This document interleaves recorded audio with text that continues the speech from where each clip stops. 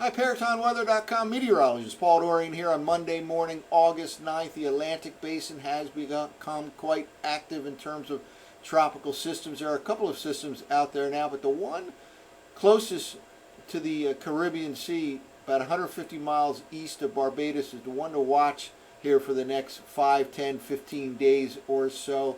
It's not unusual at all for the Atlantic Basin to become more active as we progress through the month of August. Sea surface temperatures continue to rise this time of the year, and they tend to reach a peak around the middle part of September, and that is climatologically speaking the peak of the Atlantic Basin tropical season as well. This is the latest map from NOAA's National Hurricane Center. This is the front runner right here, and it is likely to become a tropical depression probably within the next 12 to 24 hours or so.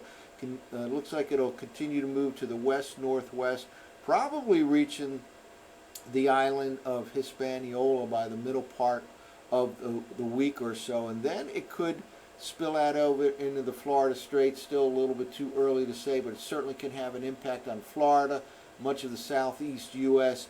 over the next week to 10 days or so, and we'll continue to monitor that as well. Again, this is the active time of the year in the tropical Atlantic. Sea surface temperatures on a rise, and it's not only the sea surface temperatures. We talked about this over a week or so ago, that high pressure ridging is forming over the northeast U.S. and the southeastern part of Canada, and that indeed opens the door for some east to west moving tropical systems like this whenever you have high pressure forming in this part of North America.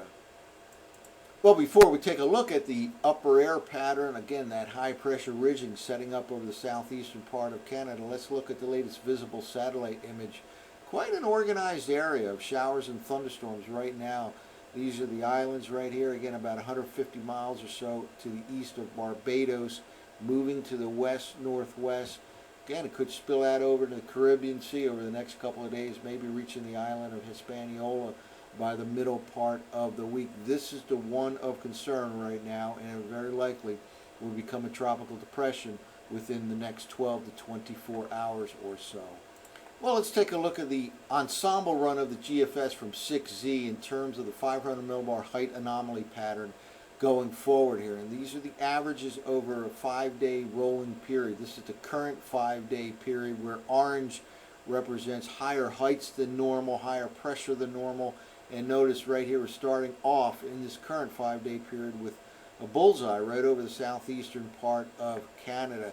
And let's move forward here, and we'll see that that tends to remain the pattern here. Kind of weakens for a little bit, then as we get back out to days 9 to 13 here. Now this is even past the middle part of the month of August, sets up again. And what this allows to happen is a broad flow, clockwise flow of air around high pressure in this kind of a fashion. So if you have high pressure aloft that sets up over northeastern part of the U.S., southeastern part of Canada, really opens the door for tropical systems to move from the east to the west, down across the Gulf of Mexico, including Florida, the Bahamas, even the Caribbean Sea.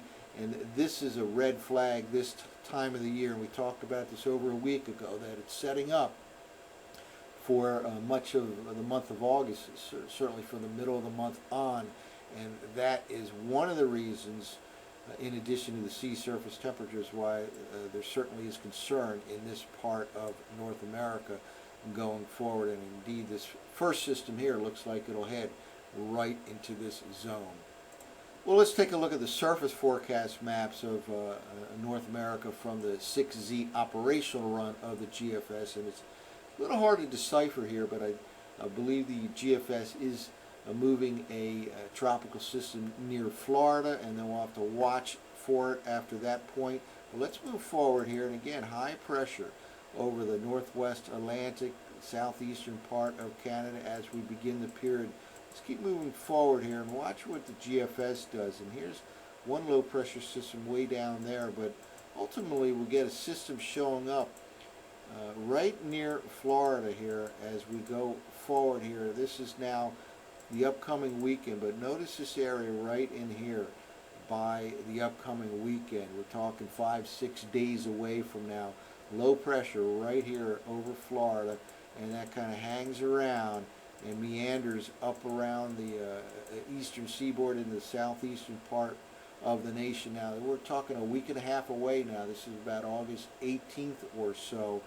High pressure to the north. Again, that's a key to see high pressure over the southeastern part of Canada and New England, and it just kind of meanders around here for a few days. So certainly we're now getting into the time of the year where we have to watch these Atlantic Basin tropical systems, and indeed watch out for the next one to perhaps likely be named over the next couple of days as it heads towards the Caribbean Sea. And again, it could reach the island of Hispaniola with Haiti and Dominican Republic by the middle or the latter part of this week, and ultimately we'll have to watch it over for all concerns across the Gulf Coast region all the way into Florida and the rest of the southeast U.S. by the time we get to the middle and latter part of the month of August. That's it for now. For ParatonWeather.com, I'm meteorologist Paul Dorian.